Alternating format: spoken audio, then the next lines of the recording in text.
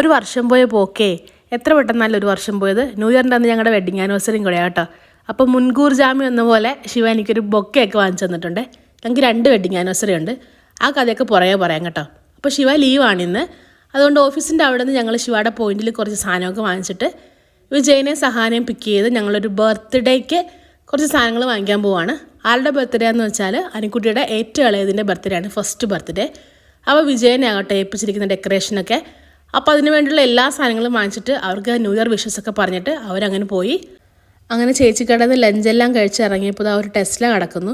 ഞങ്ങൾ ആദ്യമായിട്ടോ ടെസ്ല കാണുന്നത്, അതും ബാംഗ്ലൂരിൽ കണ്ടിട്ടേ ഇല്ല ടെസ്ല.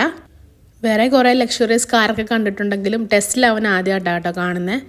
അപ്പോൾ ശിവ ഇങ്ങനെ ഓരോ കാര്യങ്ങളൊക്കെ പറഞ്ഞു കൊടുക്കുമായിരുന്നേ. സാറൊരു ചെറിയൊരു വണ്ടിപ്രാന്തനാണേ.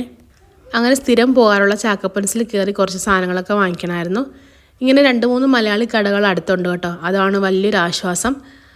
പിന്നെ ഈ ബോഗൻവില്ല കണ്ടപ്പോൾ നല്ല രസമായിട്ട് തോന്നി. അവിടെ നിന്ന് കുറച്ച് ഫോട്ടോസൊക്കെ എടുത്തിട്ട് ഒന്ന് പള്ളി കയറാമെന്ന് വിചാരിച്ചു. ഇതാണ് ഞങ്ങളുടെ പള്ളി.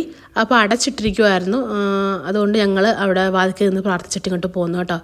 അങ്ങനെ ഇതാ വീട്ടിലെത്തി. ആ ഫ്ലവർ ഒന്ന് എനിക്ക് വേസിൽ വെച്ച് കാണണമെന്നുണ്ടായിരുന്നു. അങ്ങനെ അതിൻ്റെ തണ്ടൊക്കെ ഒന്ന് ചെറുതായിട്ട് ട്രിം ചെയ്തിട്ട് ഒന്ന് സെറ്റ് ചെയ്ത് നോക്കി. പക്ഷേ എനിക്ക് ആ ഒരു ജിപ്സം പൂവില്ല, ചെറിയൊരു പൂക്കളുണ്ടല്ലോ, അതിൻ്റെ ആ ഒരു കുറവ് തോന്നി കേട്ടോ. അതുണ്ടായിരുന്നെങ്കിൽ നല്ല ഭംഗിയായിരുന്നേനെ. അപ്പോൾ അടുത്ത വിശേഷം അടുത്ത വീഡിയോയിൽ കാണാം. ബൈ.